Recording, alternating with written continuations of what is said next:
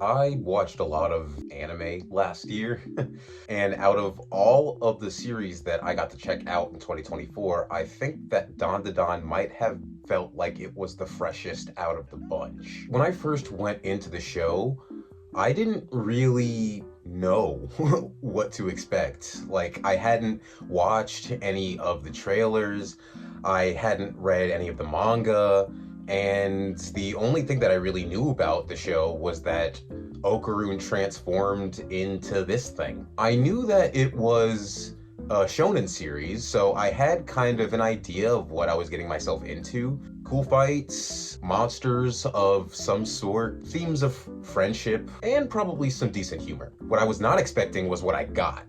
DanDaDan is one part supernatural thriller, one part rom-com, one part shonen battle series, and one part teen comedy. And if that sounds frantic to you, that's because it absolutely is, but I mean that in the best way possible. It sounds like a lot, but the show actually does a very good job of balancing its different tones and the many genres that it embodies, which is great for keeping things interesting, especially since shonen battle series tend to be on the more predictable side when it comes to story structure and world building. Right off the bat, one of the things that piqued my interest while I was watching the first episode of DanDaDan was that there was a female lead, Momo Ayase. Shonen doesn't really have a lot of lead female protagonists, and it was nice to finally get a show that switched things up. Though I will admit that seeing Momo was the main character kind of scared me a little bit while I was watching it, because as we all know, shonen has a very bad habit of reducing its female characters to just fan service, which I personally find very distracting and off-putting, especially since most fan service characters are usually under the age of 18, and unfortunately there were moments, specifically near the end of the first and last episodes, that were incredibly sus to me.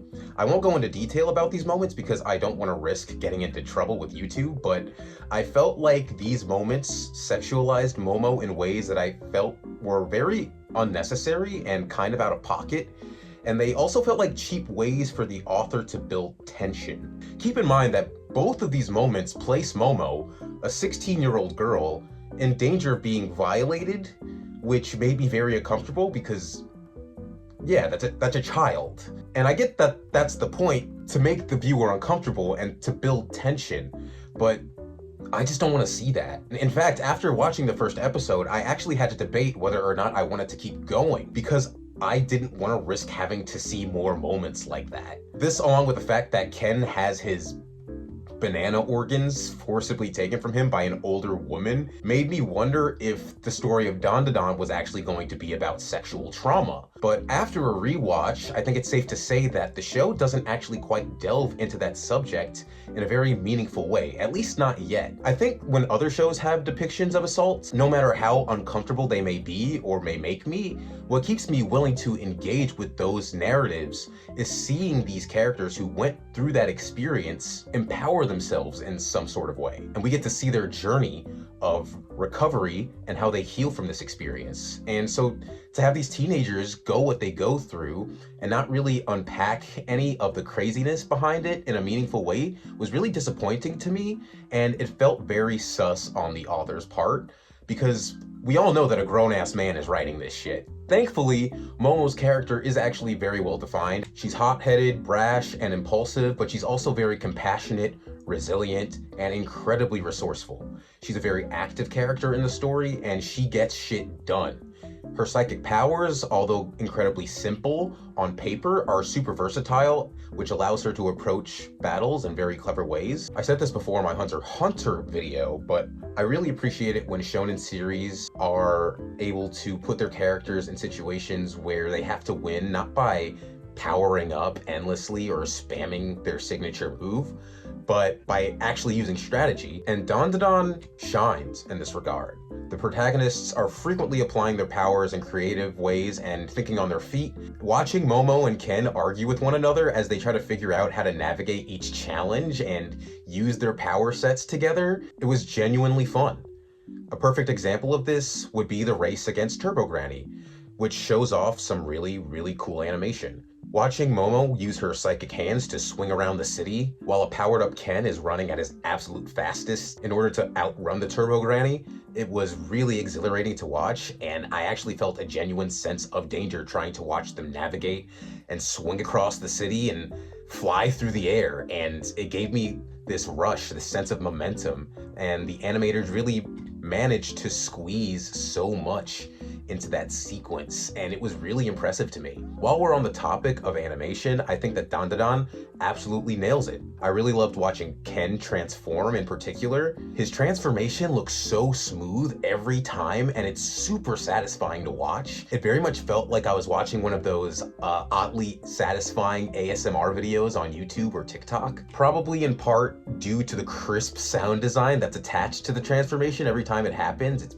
perfect. Even short moments, like the moment where Ira finds one of Ken's nuts, and yeah, that's part of the plot. Bizarre, but beautifully executed. Mr. Mantis Shrimp's UFO taking off into the night sky, that was genuinely beautiful. But oh my god, guys.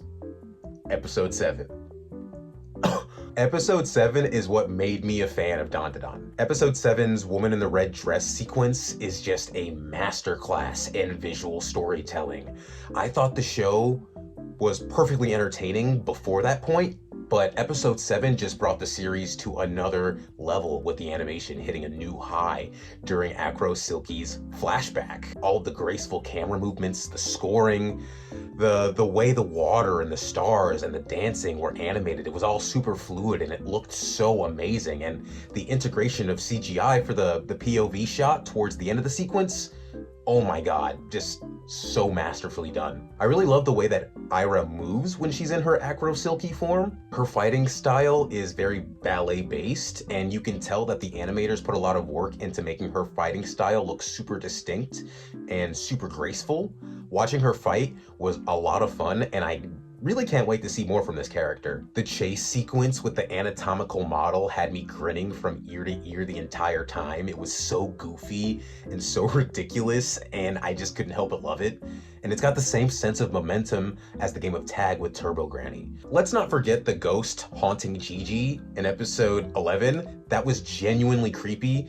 Probably the most creepy design in the entire season. Generally though, the designs of the spirits and the aliens are another highlight of the show. I mean, except for Nessie, whose CG kind of looked a little bit jank, I'm not gonna lie. Each one of the creatures feels very eerie, unsettling, but also like kind of funny all at once. And I think all of the designs are just like so perfectly suited to the supernatural and like absurd tone of the show. I also really love how when a fight starts, the color of the backgrounds change and that each supernatural entity kind of gets its own unique color. It makes the battles feel kind of like boss fights, or like you're in an enemy's domain expansion or whatever. It's not the craziest detail, but it's the little things that matter, and I really love it. Most of the story's heart shines in the relationship between Momo and Ken. Their dynamic feels very, very sweet and very, very complicated, but in a way that feels very true to life, very true to being a teenager. Ken shares the spotlight with Momo as the main character, and watching their relationship develop is probably one of the best parts of the entire show. So when we meet Ken, he's being bullied and Momo stands up for him. We find out that Ken doesn't really have friends, and he uses this as an opportunity to make a friend.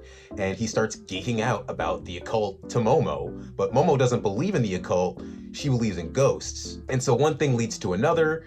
Momo gets abducted by aliens, and Ken is possessed by the spirit of an old woman that steals his reproductive organs. After surviving this experience together, the two are pretty much bonded. They get very, very close very, very fast, since Ken needs Momo around to keep the spirit of the Turbo Granny from taking control of his body and to help him find his manhood. There aren't a lot of ships or will they won't they storylines that I care much for in media in general, but Momo and Ken clearly care very deeply for one another, and watching them get over their insecurities and improve their communication skills with one another was genuinely heartwarming. Watching these two mature and realize the depth of their affection towards one another is very moving. I love the chemistry between these two characters. Ken's more awkward and sensitive nature is a great contrast to Momo, who's a little bit rougher around the edges. I think they fill each other's gaps quite nicely. I think that the reason that the romance between these two works so well is because it feels so natural. I also love the obstacles that Ira and Gigi present to their relationship. Ira and Gigi are both great supporting characters in their own right, though I did think that Gigi was a bit cringe when he was first introduced during my first watch through. But right now it feels like Ira and Gigi are kind of just in the story to elicit these feelings of envy from both Momo and Ken respectively, and create tension in the midst of their blossoming relationship with one another. Ira starts out as this bitchy mean girl with like a superiority complex, but then after finding Ken's nut, getting her powers, and fighting alongside Momo and Ken, she becomes a lot more humble and a lot easier to tolerate as a character, though her superiority complex is still in full force and still needs some work. Ira acts as a bit of competition for Momo because she ends up developing and displaying an interest in Ken, which really upsets Momo. Gigi acts as a great foil for Ken. He's very confident, outgoing, good-looking, tall, and he's a fucking flirt. And it makes sense that Ken would be worried about him stealing Momo away from him. While I do enjoy the story and the characters quite a bit, I think that a couple of the story beats ended up being kind of weak. I think that the explanation for Turbo Granny's return after she's defeated, it didn't really feel satisfying, and the explanation kind of felt a bit contrived to me. And Ken not noticing that his family jewels were missing after taking out Turbo Granny just felt kind of silly and convenient and stupid. Though I am glad that Turbo Granny ends up coming in clutch when it matters, proving that she's more than just a comic relief character and that she has the potential to affect the story in a more interesting way later down the line. I also wasn't really much of a fan of the cliffhanger ending this season. Like I said before, the end of the last episode of the season sees Momo in a very uncomfortable situation, and this is the cliffhanger for the season, and I'm really not a big fan of it. It just felt like a very cheap way to raise the stakes at the very last second, and I don't like the fact that we're gonna have to wait until July to see if Momo makes it out of this really fucked up situation. I really hope she does, and I really hope that this doesn't become like a recurring trope in the show because it feels very creepy. But all in all, DanDaDan delivers. It's very entertaining, it's got a good mix of genres, it's got compelling characters, and it's got some really dope animation, especially in the latter half of the season. It's not without its flaws. I mean, I think that the humor surrounding Ken's private parts is definitely amusing at first, but I'm worried that this series is going to become stale because of this, and I'm hoping that the story is going to evolve in a more positive direction for season 2. It's by no means the easiest show to recommend to people, especially if you take into consideration that the entire plot revolves around teenage genitalia, but that being said, you know, I can't deny that it's a fresh and exciting take on the shonen formula, and I'm genuinely curious to see where the story goes from here. And I'm hoping that it's not more predatory weird stuff with Momo, because I just want to be able to enjoy things without having to think about how most of the people who make media in this world are very sick-minded. So let me know what you guys think I should cover in the comments, and stay tuned. If you'd like to support the channel and see your name at the end of videos, consider joining my Patreon for early access to videos, or sending a Cashapp contribution with a prompt for a future video. This is Sir Gregolis, signing out.